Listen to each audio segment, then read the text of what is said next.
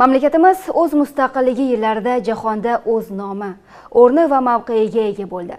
Bunda esa buyuk davlat va siyosat arbobi, O'zbekiston Respublikasining birinchi prezidenti Islom Abdug'aniyevich Karimov tomonidan ishlab chiqilgan va dunyo e'tirofiga sazovor bo'lgan taraqqiyotning o'zbek modeli katta ahamiyat kasb etdi.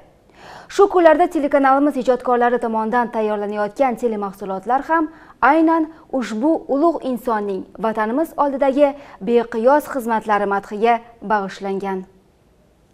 Ko'priklar u ravon yo'llar qurdirdilar. Hammasini bizga tuhfa qildilar u. Shu yo'llardan bir bor yurib ko'rmadilar. Milliy mustaqilligimiz asoschisi Islom Abdug'aniyevich Karimov xotirasiga bag'ishlab yurt tinchligi, vatan taraqqiyoti, xalq farovonligi g'oyasi asosida O'zbekiston elektron ommaviy axborot vositalari milliy assotsiatsiyasi tashabbusi bilan Mening yurtim telekanali va Sevimli TV onlayn internet kanali ijodkorlari tomonidan maxsus dasturlar tayyorlanmoqda.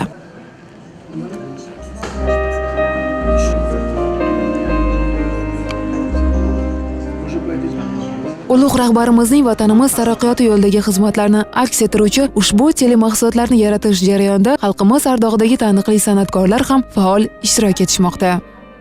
Butun xalqimiz qatori san'atkorlarni yuragida, ichida, vujudida qayg'u.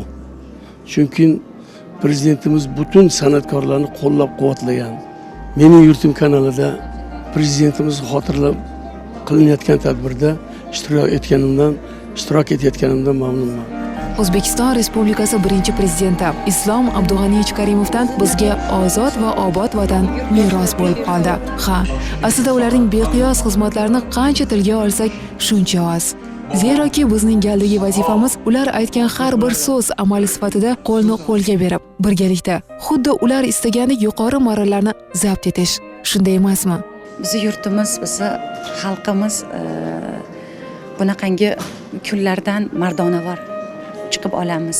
Qo'lni qo'lga berib, ahillikda, xuddi shunaqa bardavomlikda prezidentimiz ko'rsatgan yo'lda, boshlab bergan yo'lda bir mardonavor, chiroyli, o'zimizga xos va mos bo'lgan tarzda o'tamiz va albatta ularning ishonchlarini oqlaymiz.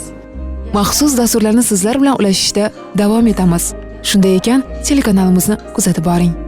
Tinch farovon yurtingizda farzandlaringiz o'ynab kular. Siz o'stirgan qora ko'zlar ishonchingiz oqlab yurar.